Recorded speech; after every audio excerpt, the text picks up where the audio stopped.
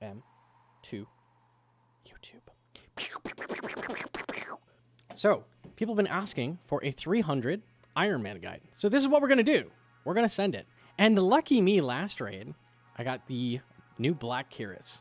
So if you haven't heard about this and you missed it, the new update also added a new gem, a 4th gem drop, which is a black gem that you can add to your Keris. Effectively, this is just like extra stab bonus, extra stats. Like, this is a better pointy stick. It's a good option until you have Fang. It's going to be your second best option until then. Obviously, you're not going to have this when you start raiding, but I kind of wanted to just, like, show it. Like, it's pretty good if you're an iron until you get Fang. If you do not have this, are you like, I've seen people saying, like, oh, the new black gem. Does that mean I can, like, skip Hasta? No. Because you need to go get it, right? You need to go get this. I'd highly recommend before starting TOA, go to your TD grind, get a Scobo, and go send some 6-0 Zammy, get a Hasta. It's a very common drop. It's very easy to get early, especially with Scobo existing. Scobo's crazy DPS on Zammy, so there's no reason not to go get it first, okay? If you don't have a Fang yet, this is a great option. Works really, really well. So the model's wrong here, but we can see Keris Partisan of a Masket in Gearscape. So this is your difference. This is with 20 BGS. A little bit better on Baba. It's a little bit better on Baba, but when you throw in Kephri, it's a lot better. It's a lot better because this actually does have 15% damage bonus against Scarabs on top of the ability to crit. You can see the max hit is 150 here. So it's a lot better on Kephri. Yeah, the new Keris is crazy. It's just a good stab weapon against everything. It's just solid damage. What we're going to be doing today is Atlatl guide. So the last run, the last 300 guide I did a Bofa. I wanted to show with Atlatl. Atlatl, you go to Moons, you grab this, you pick it up. It's an insanely powerful mid-game weapon. It's extremely good, especially when you're using kind of lower tier gear, which happens to typically be hybrid. So like once you upgrade to Pharaoh Gloves, for example, they become very, very inaccurate. If you don't know, Atlatl scales with ranged accuracy and melee strength. It's very, very weird. Once you start getting upgrades that give you only pure melee stats and not hybrid, it starts to drop off. But you're at the point in the game when you just first access TOA on an iron that your DPS on Atlatl is really, really good. This actually beats crossbow on Zebak. You can use it against Akka shadows, and it's going to beat a blowpipe with low tier darts. It's an extremely powerful option. Great option. If you have a Bofa and you've done your CG grind already, great. Like, Bofa is a better option, but you don't need it. And I'm going to show that you don't need it. You absolutely don't need it. Other thing is, like, why do I have, like, no switches? We're going to camp Eclipse as our melee armor. Eclipse has ranged bonus and melee strength, and it's just a solid option for melee armor. If I plugged in Blood Moon and it's like 0.5% more DPS, it's super minor. So just wearing Eclipse for your melee is fine, and it lets you bring a ton of extra potions. This is 3 extra slots for free. Our range switch is literally an Assembler and the Atlatl, because Fury is our best DPS with Atlatl. A lot of confusing stuff going on with Atlatl. You need a melee ring to increase its DPS. So if you get a Light Bearer, you want to bring it as a switch and not just camp it, because you really need Berserker Ring to make Atlatl good. A lot of weird stuff going on. But it's really, really powerful. It's a really good mid-game option. Other thing is, like, why are we not bringing any mage switches? Like, you probably could have an Imbued God Cape by now. You might have Torms. You might have an Occult even if you've done a lot of Slayer. Why are we not bringing more mage switches? The reason is we don't mage anything in the raid. The only thing we're maging is P2 and maybe the melee Scarab on Kephri, depending. There's really no need to bring that many mage switches. It's going to save like 20 seconds and it's taking up 2 extra slots. Like, it's not really worth it. So up to you. If you have Torms, you have Occult, you can bring it for a slight time save, but like these days, you really don't need it. It's kind of weird. You used to be maging Akka. We don't do that anymore. There's no more mage on Akka. You never ever have to do that. We're going to be meleeing and throwing Atlatl, like, entirely. So there's no need for mage switches, really. We also have Burning Claws. I said you should do your TD grind. You should do your TD grind, because not only do you get the Scobo, or the Scobo to go get a Hasta, you also get Burning Claws. Quirk of the Burning Claws, a lot of people don't know, they can go on stab. They can go on stab. Most spec weapons, you can't affect their style whatsoever. They spec with only one style. As a spec against Baba, Kephri, Akka, it's amazing. An amazing option. It's actually your best possible DPS spec until you get above 375 raid level, then a Void Waker. Other thing is Bone Dagger. We have a Bone Dagger. We're going to be lowering defense with this. It's a guaranteed hit if you spec at the beginning of the room, except on Kephri. Unlucky. Still bugged. They didn't fix it. Very sad. It's a guaranteed hit, and it does the same thing a BGS does, where it lowers defense based on what you hit. So really, really strong. I've got the Divine Rune Pouch. You won't have this immediately. You can just bring 2 rune slots. Why aren't you running? Blood Barrage, Gnomonkey. Blood Barrage is so great for healing. You don't need that shit! Monkey Room is a joke now, and I know Reddit says it's impossible. It's not, and I'm going to show you how to do it. Thralls are going to speed up your raid by 1 minute to 2 minutes. It's an insane time save. On top of Death Charge working on so many different things throughout the raid. The monkeys at Baba give you Death Charge. Kephri Swarms and the ads give you Death Charge. Akka Shadows give you Death Charge. The core on P2 gives you Death Charge. You want Death Charge. More specs. Good. More DPS. More Burning Claws. And then DDS is for the core later. Okay? That's for the core specs later. We'll get into that when we get there. You want a DDS. Okay? All right? That's the setup. You're like, holy cow, that's a lot of restores and brews.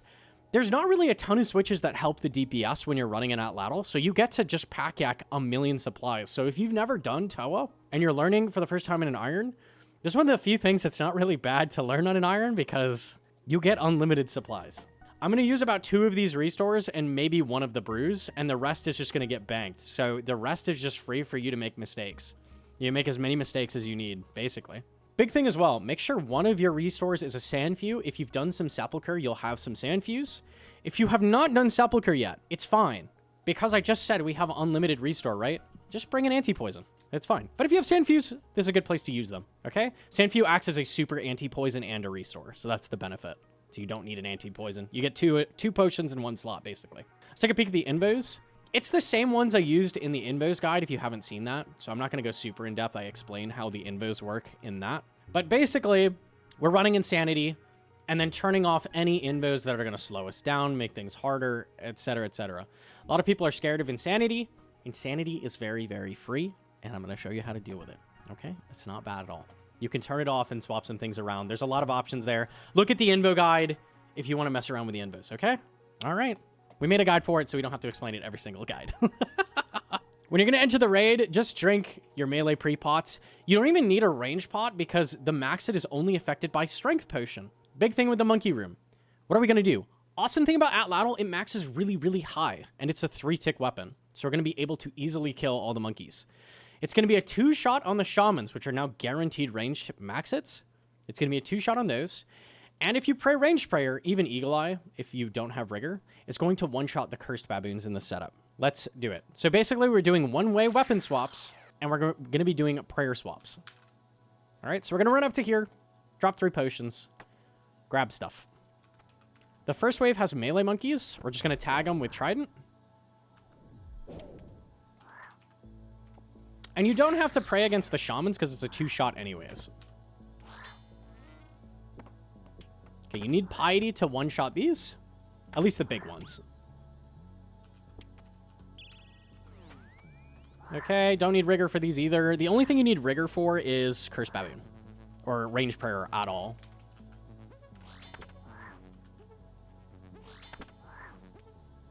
Okay, quick tag the volleys. Let's 1-shot this guy. The range, if you're used to using a blowpipe, the range on Atlatl is really nice for tagging these as well. Like, trying to catch them with blowpipe is so awkward.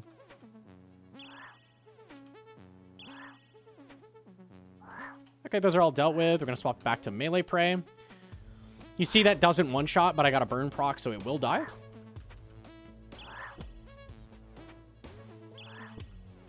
Always go for the Shamans first, and then deal with the other stuff. Let's kill the ranged baboon first. He's the only thing that's going to be hitting me on this wave. Okay, and I'm going to leave that melee baboon. I'm going to go for the cursed baboons now, because they're kind of a threat. Okay, and this is the last wave, so we can kind of use the volleys to clean up a little bit. Really good for when you don't have chins, which you probably don't in an Iron. You can see that these volleys are going to clean up most of the monkeys, so really nice to use on that last wave. Use the volleys to your advantage. That's the whole Monkey Room. I know Reddit said it was impossible, but it's not. It's not impossible. It's actually very, very easy and much easier than it used to be. So thank you, Jagex, for making it easy. Appreciate that. And that's it. That's the whole thing. Okay. Let's grab our potions back. Oh yeah, thing to mention. When the little thralls are hitting you, the little blue monkeys that are meleeing you, if they would have hit you, they actually drain a little bit of prayer. So ideally, try to avoid tanking like a whole ton of them in a pile. A lot of people don't know about that, but they actually drain your prayer. Good thing to keep in mind.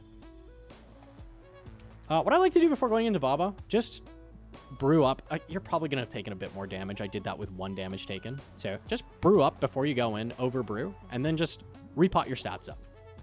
You want max strength because when we're doing the Bone Dagger spec, it maxes really low. So any strength levels you can give it is going to increase the amount it drains. So there we got 12. The defense drain cap is 20, so we're shooting for that. So you're trying to give your Bone Dagger as much bonus as possible. Baba has no chip damage anymore. It's all gone. So you can just do the fight normally. You don't have to do anything weird at all. And you can see that the Black Keris actually hits really well. Monkeys have spawned. These are actually 1-tick, a thing I didn't know for a while. So you just quick run, tag them, and then start hitting Baba.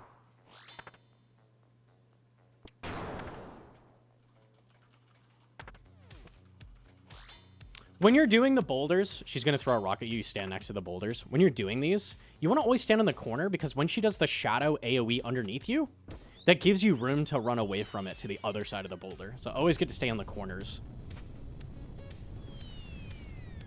All right, we just tagged 2 boulders. When you tag it from this position, you'll make it.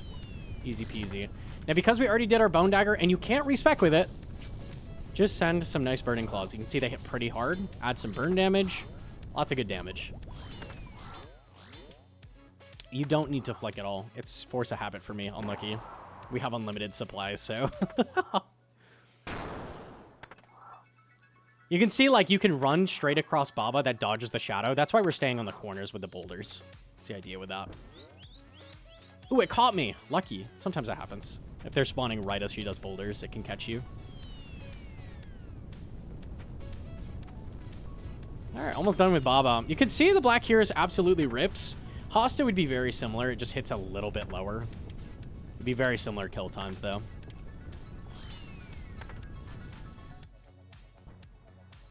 Okay, let's get on the corner.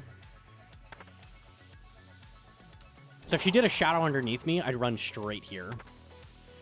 Let's do a spec. I get 1 more. Ooh, big 50. Nice.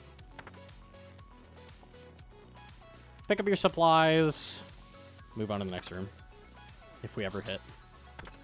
If we ever hit. When monkeys spawn, if it's low health, you can just skip them. Because they despawn. See ya. Why don't you range Baba while the boulders are rolling? Because it's way worse DPS than meleeing him. So you want to get that phase done. Like, you don't want to be ranging him. You want to just start hitting Baba. There's no upside to ranging him. TOA Puzzle Solver tells you exactly what to do in these rooms, so... Really helpful plugin. You don't have to think at all. Every time you do this puzzle, you just tag 4 of these tiles. You don't have to tag all 5 because we're going to know from elimination, like which ones to hit. So hit 4 on both sides. We're going to go in, we're going to drop a brew, insta spec with Burning Claws, and then summon Thrall. Just like that. You can see even on Kephri, which has like pretty high defense, the claws hit really well. Okay, she's about to do dung. So right at the beginning of the room, you want to put a dung line here. And the reason for that is that's going to give us a barricade from the melee scarab.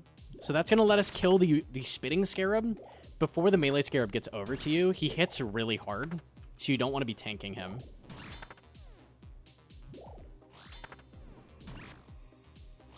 There's a very, very small chance that the Keris can crit and hit up to 150 in this room. We'll see if we see it. It's very rare. All right, we're just going to kill this. And you're going to see this guy is going to run all the way around and give us a ton of time to kill that. Now, I hit really well on that, but you'll get an extra, like, 3-4 melees off before he reaches you, so you're totally fine. I'm poisoned, so sip a sand for you. You would sip your anti-poison if you don't have that, and we're done. Like, Keris just rips through those. Now, with Atlatl, it's basically not worth tagging them. Like, the Atlatl's a little bit too slow to be tagging any of the swarms and, like, make a reasonable difference, so... What are the annoying things about using it, but... Oh, you might be wondering, why are you picking Overlords? Like, Overlords is trash, I thought, if you're used to the old update. Overlords is a lot better now because you could see I just ripped through them like wet tissue paper. They have reduced their defense dramatically at all raid levels. So it's never really an issue. We need the second dung line, so if you get lucky and get a crit, just make sure you get that dung line off first. That can happen where you just like skip that and then you're just going to get deleted by the melee scarab that spawns. Okay, your best DPS on every single scarab is going to be the Keris. You can Atlatl while you're running up to it, though. Give it a poke. Yep, always kill the arcane first, and then kill the spitting.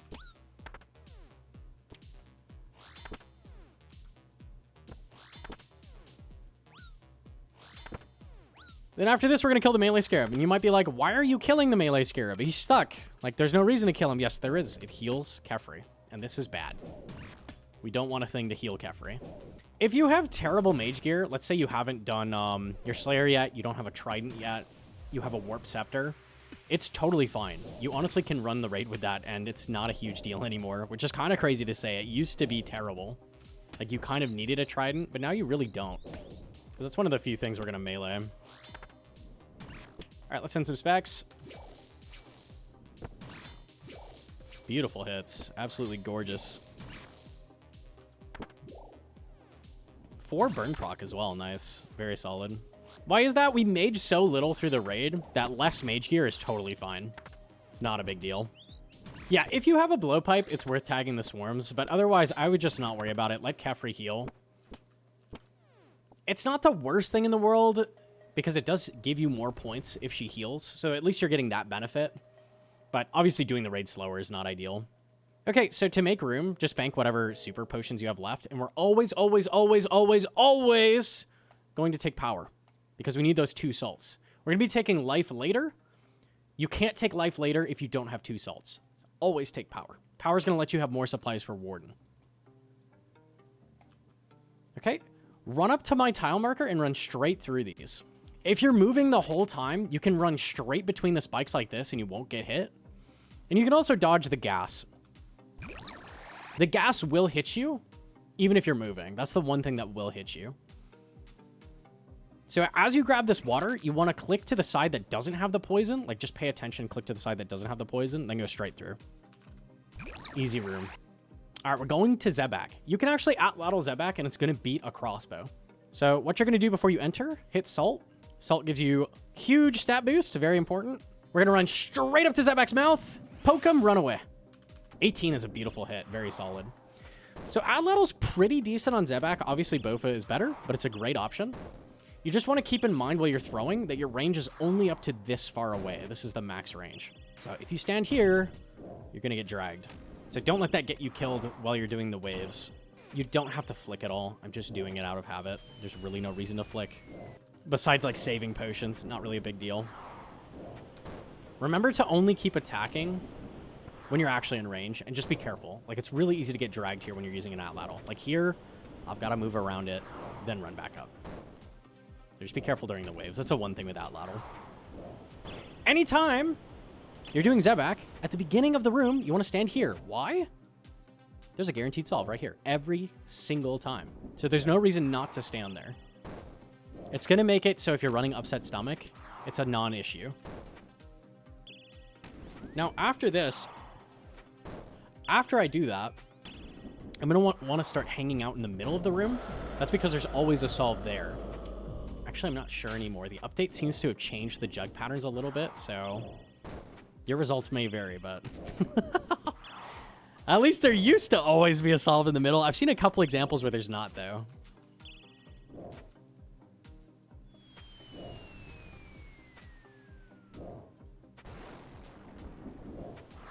If you're standing on the opposite red side tiles, these blood spawns will get up to you and just die. They'll never ever reach you. It's guaranteed safe. So you can use that to your advantage. Okay, I'm going out of range for a second. Now we're back in. Easy. One of the things you can do with Atlatl, because we're not speccing, I'll do it in a second. I'll explain that in a second. Yeah, here's an example. So don't forget that you can pull jugs as well as push. A lot of people don't know that. You can right-click pull in a pinch. I could have pushed that one diagonally. It would have been fine. But you also can pull them. Other problem with Atlatl is you have to just kind of sit here sometimes. If you're far out of range, you can't keep attacking, so. Okay, we don't have a spec option, right? Because I don't want to go in his mouth range. And also, Burning Claws aren't great against him. You can actually use an Atlatl spec. So Atlatl actually has a spec. The thing it does is it consumes all of the burn stacks on Zebak and gives you a huge max hit. We don't currently have any burn damage, so... Hey, there we go. So you can do a spec like that. If you have more burn damage on him, it's going to do more damage. That was a really low hit, obviously a 0, but... You can use that. It's an option. Okay, we're through the room. I have not talked about room order. So why are we doing this room order? When you enter the raid, you want to do Baba first because you want that pre-pot for the monkey room. You want ranging boost, you want strength boost, you want all that for the monkey room. That's why you're always, always, always going to do Baba first. The other thing you're going to do is do Kephri second every time. Why are you doing the 2 melee rooms first? That's because melee stats get boosted more by regular potions than the other stats, right? So you can see all of my stats are boosted the exact same by salt, right? My strength bonus, my strength boost, has gone up a lot less than my ranged or my mage boost would. Because ranged caps at like 12, and unless you have a heart, your mage boost is going to be like 4. So you want to do the ranged and mage rooms with salt, which is Zebak and Akka. So that's why we do those last. The order of the last 2 doesn't matter as much. It kind of depends on what specs you have, which order you do those. But you want to be doing those two rooms last. Okay, we're just going to equip items so we can actually pick stuff up. And the puzzle solver tells you exactly where to put mirrors. So one of the changes with this that's really nice for iron specifically is let's say you don't have a D pick yet. If you have a rune pick and you have over 85 mining and you do what I just did, where you click on the green, when it turns green, if you're a step away and you click with the right timing, you mine a little bit extra, you'll actually get this down now. You used to not be able to without a D pick. Now you don't need a D pick. 85 mining plus rune pick is enough to 1 down. So nice new change that they've made because it has less health. Kind of sick. Okay, we're going into Akka. I have a whole guide on how to butterfly with Atlatl. You can actually do that now. You don't need to. We have 6 brews. I'm not going to do that. You don't need to. But it's an option. If you want to save brew and you want to be more careful, I'm going to go straight in. We're just going to start throwing Atlatl. Atlatl is the best DPS we have in the setup against Akka and the Shadows. When you can't keep ranging, which is going to be the next style change, we're just going to hit him with the Keris. So Keris 1/3 of the time, 2/3 of the time, we're going to be using Atlatl. Okay, when your character turns black, you're going to start dropping orbs. Just don't move. And also drop some specs. Get the specs going. Specs are great against Akka. Make sure you don't accidentally waste a spec. I did this in my practice run. I wasted a spec against him. He's invincible when he's like this, so don't do that. If you just immediately turn to the shadow and throw Atlatl darts at it, you're going to kill it every single time. Makes it completely free. Now, this is over a level 2 Akka. That means there's 5 Simon Says to remember. So you want to always pay attention to the room level. If you get incredibly unlucky, I think it can be a level 1 Akka with these invos. So you want to pay attention to that. Don't let that throw you off. Sometimes it'll start earlier than you're expecting and kill you. So just always check your room level. Make sure it's over level 2. Otherwise, it'll be 4 Simon Says instead of 5. Some more specs. Just kidding. Make sure you don't spec when he's red. They won't land. See, we drop orbs. So just don't move when you have that border around your character. Okay, took a little bit of damage. Salts put your stats back up. You want to drink 2 doses at a time because that puts you back to almost full boost. So just drink 2 doses at a time and your salt will bring you right back up.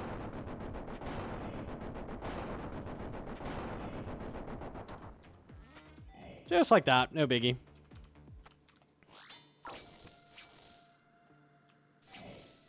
Drop our specs. We're going to Keris for a bit. So the nice thing about the changes as well, if you're running Stay Vigilant, he only ever swaps styles when he's doing a special attack. So you know exactly when it's going to happen. You don't get caught off guard by it anymore. You're not like, can I spec? He might randomly swap styles. Doesn't do that anymore. So my salt just ran out. Let's go ahead and hit a brew and then salt. It's just a free time to brew. Keep your stats up. And Simon Says. You don't actually have to hit during Simon Says. It's just an optimization. You're still never going to get DPS checked ever in this setup. Atlatl is great against the Shadows. It's just some extra bonus damage you can do while doing it once you're more experienced.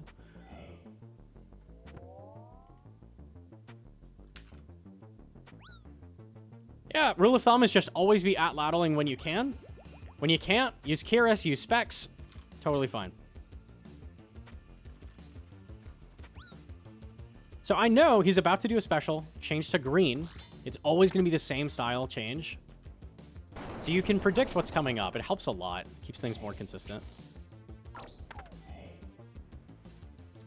Really common thing I see is people tell me, why don't you have a yellow Keris? Or, I want to push the raid level, but I'm just not getting that yellow Keris drop. What do I do? The answer is you don't need a yellow Keris to do any of this. I have infinite brews. You don't need a stick that overheals you to get the raid done. In fact, I'd recommend if you got a yellow gem early, don't bring it in a 300. It's not doing anything. It's wasting your spec bar.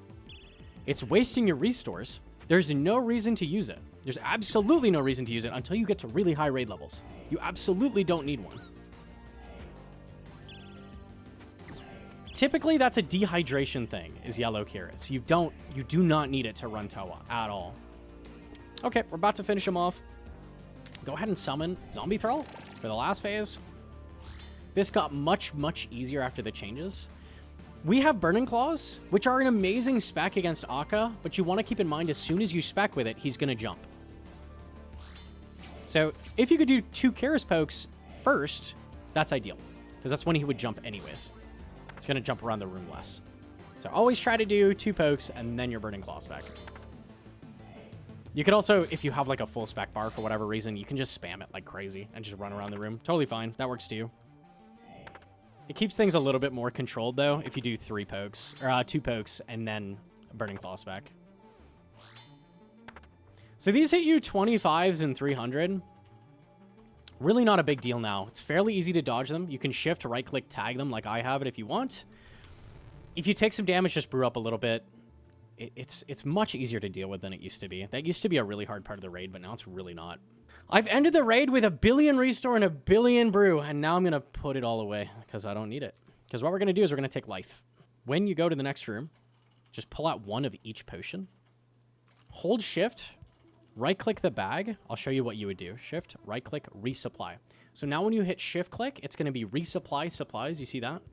That means anytime you use some potion, you drink a dose, 2 dose, 3 dose, whatever it is, if you hit resupply, it'll rip the doses out of your bag and put it into those potions. So it keeps things way easier. You never have to fiddle around in this interface, be like, I don't know, I'm trying to pull out my potions.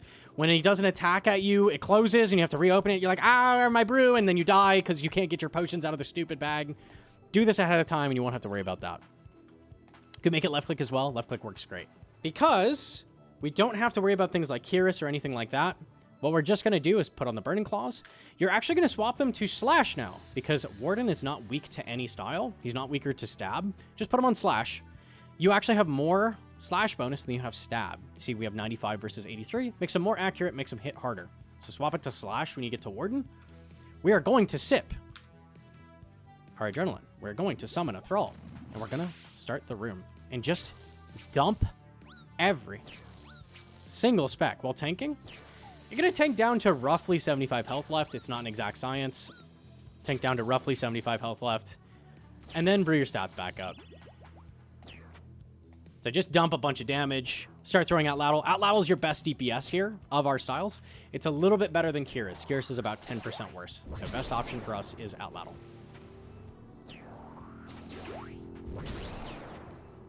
You can see how powerful adrenaline potions are with Burning Claws. Like, you get to use so many specs. It's ridiculous. So incredibly strong. Is it not worth Bone Daggering the Obelisk? No, it is not worth Bone Daggering the Obelisk. It has too little health to make use of the defense drain. So not worth on that. It is worth on P3 Warden if you have enough health.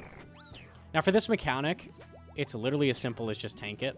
There's nothing else going on. So just brew up.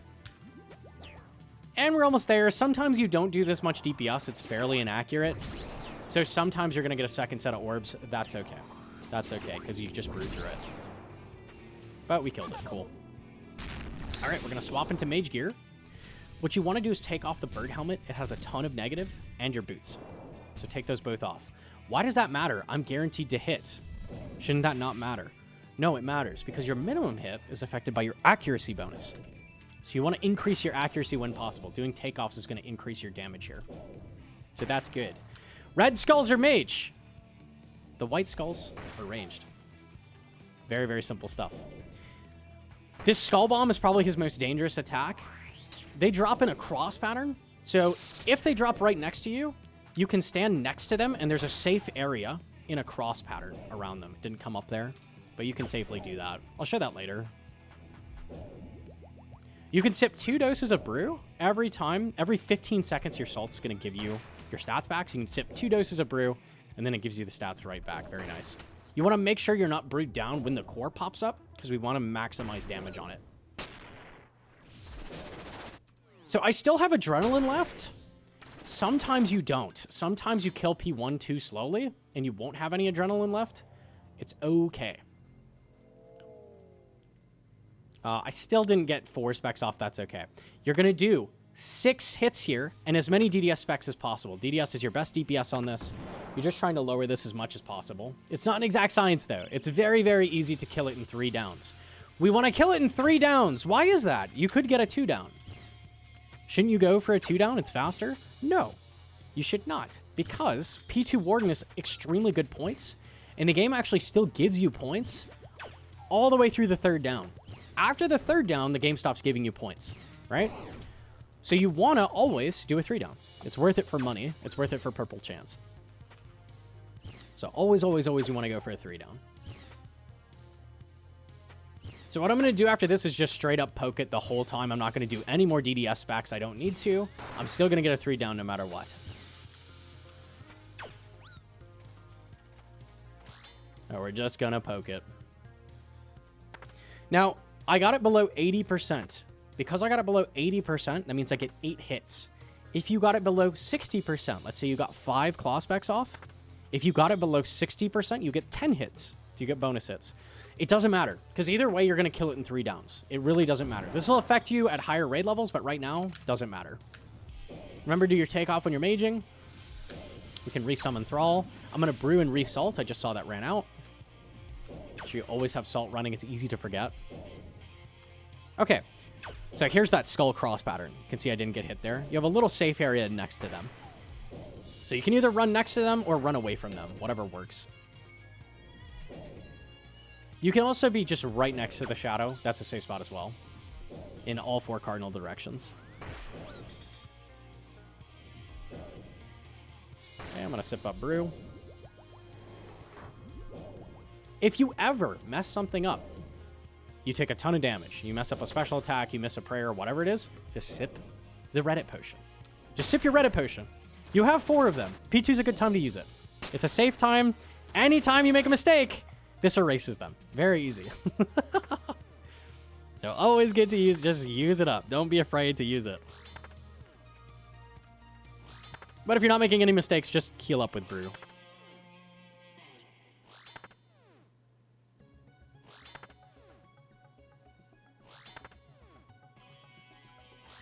All right, cool. Going on to P3. So at the beginning of P3, you just want to dump any specs you have. So I actually have Bone Dagger ready, and I have enough spec to use it if I adren. So let's go ahead and do that. It has to be the very first hit you do for it to be a guaranteed hit. Just like that. And I have enough for 1 more Burning Claw. Let's use it up. And Atlatl. Awesome thing about Atlatl, if you have a tough time with Insanity, the attack speed of you is the exact same as Warden. So it actually kind of makes it really simple. Like you just move, attack. Every single time it's going to be the same. With slower weapons, you have to move up early to not lose ticks. Like there's a lot of like complexity in that. Not a lot of complexity, but it's very easy to lose ticks. Atlatl's the exact same as Warden, so it's really easy to use. Now I'm going to show how to do a skull skip. You could just tag all of the skulls to make it faster, but same thing as the same reason as we do a 3-down Warden P2. We want the most points. Killing skulls is actually worse for points. So what you want to do is go to the red line, pull out your trident, and just spam click one of the skulls. Then after skulls, you want to stand 1 tile below this. That allows you to dodge the Warden and not have to react to what he's doing. So if you go to your max Atlatl range, basically, you can dodge that first wave and not have to react. Or be able to react. Normally, you don't have time to react, and you can't. You have to remember which side he did the attack on. If you just get to the back of the room, don't have to worry about that. Okay, I still have a Dren. So let's try to use up our specs. And they both miss, of course, average. All right, cool. All right, after this, Zebak is going to spawn. Zebak just shoots his attack styles at you, either the Jug or the Rock. So you just need to pray against him, really easy. You can pop these Scarabs whenever you're low prayer. They're basically unlimited prayer for like 30 seconds.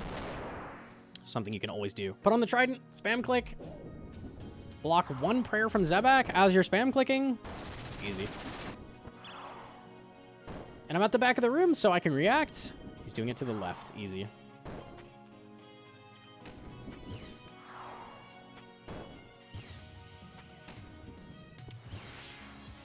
I would argue skull skipping is easier than doing the mechanic normally. So just learning skull skip right off the rip if you haven't done TOA, I'd really recommend it. It's better to do, and it's also just easier than doing the mechanic normally. So I'd highly, highly recommend just learning skull skip. It's literally as simple as spam click one of the skulls. Why switch to Trident to skull skip? Because your Atlatl is short range. So Trident is going to help you not have a range issue. Baba's now spawned. So I'm going to let her drop 1 rock and then start spam clicking. Just like that. Easy peasy. And I'm at the back of the room, so I can dodge.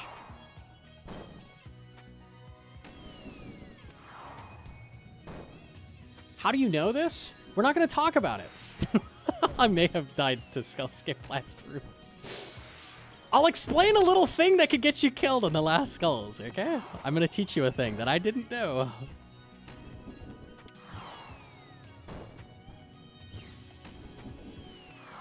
It's a great thing about Baba boulders. You don't even have to think about them, because as long as you're dodging Warden's attacks, you'll never ever get hit by a boulder. You literally just can't. They only ever do damage in the area he's hitting. Okay. What killed me is I was clicking this skull. That doesn't work. So we're going to dodge one of Baba's boulders. Spam click this skull or any other skull. Like, it doesn't matter. Just don't click that close one. That one does not work. We're far away so we can react. That will get you killed. I didn't know this, but now I know this. So I'm relaying it to you. Don't do that.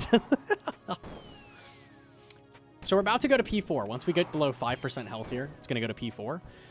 Always, always, always before P4 starts, just pop one of the Scarabs. You don't have to think about your prayer for most of P4. It's going to make life easy. And let's just hit an overheal, result. Just make sure you're ready for P4. P4 is probably the hardest part of the raid. If it weren't for the fact you have Reddit Potion, you can spam Reddit Potion all day long. So it's not an issue. You can drop specs at this point, make it a little bit faster. If you have them, okay, that's all my spec. Let's kill the boss. Now, it's going to be dropping boulders, you're going to be taking attacks, and there's sets of lightning. Now, how do we dodge the lightning? The lightning appears in 3 sets over 3 ticks, and then strikes over 3 ticks. It's a 6-tick cycle. So it's appear, appear, appear, strike, strike, strike. If you always step on the first shadow as it strikes of the set, you get hit by nothing. The Baba boulder will be dodged. All the lightning will be dealt with. You don't have to deal with anything. So nice thing to learn. You can see I'm doing it right now. Just step on that first shadow when you can. And you don't have to do this perfectly. It doesn't matter. You have Reddit Potion. You can spam all of your Reddit Potion.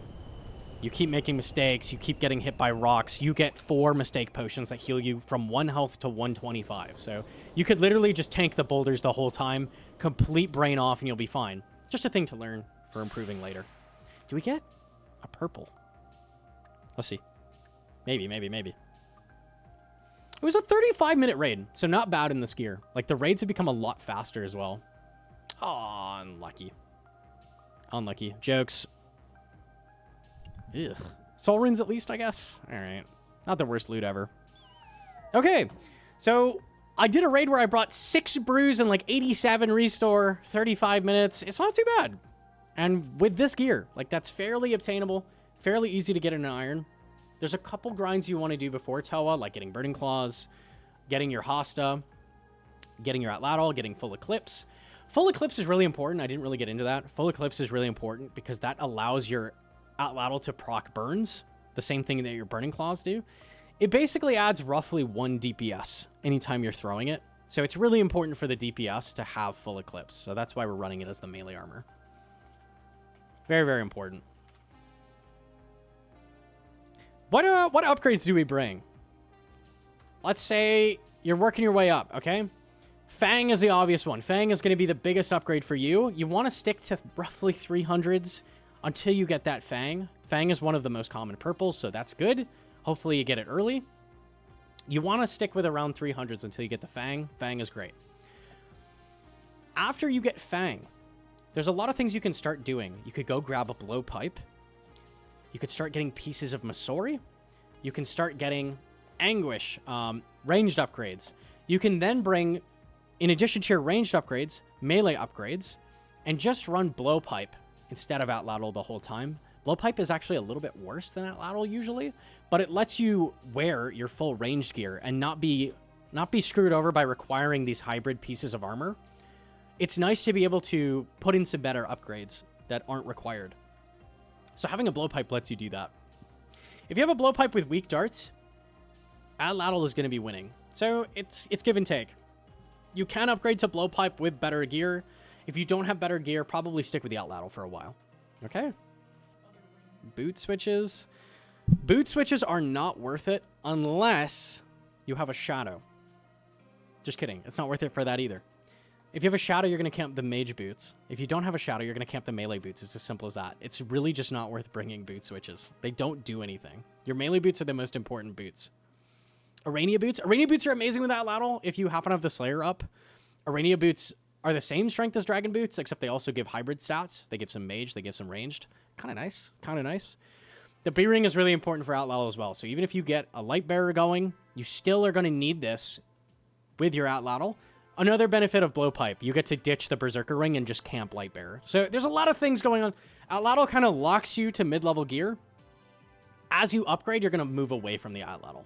That's the basic idea. If you're wondering what you're bringing with a Bofa, just check out my other 300 guide. I did a 300 budget guide for mains. It's basically just going to be that setup. I used a Fang, I used a Bofa, and I used this gear. So just check that out if you're like, what do I bring for that? If I have that, just go check that. I have Prims. Do I camp them over Arania? Prims are better than Arania boots. Yes. Bring Prims. Prims are great. Prims are excellent. Oh, also, BGS. BGS is better than a Bone Dagger. They did not patch the Kephri bug, so BGS is just a straight upgrade. If you have a BGS, bring that. It's a great item to bring. I think we covered all the upgrades. I think we got there. Dub teaching stream, easy. A lot of people ask about Warhammer. Let's say you went to get Warhammer first. Warhammer is good on Warden, but it's impossible to land on Baba and Zebak. They both have like 300 crush defense. You'll never ever land it. Unless you're in a team where like people have horns and you get to hammer then it's okay. But if you're in solo, don't bring a hammer. Just use Bone Dagger or bring BGS. Good night to YouTube. Leave a like, subscribe, all of those things. See ya. Bye.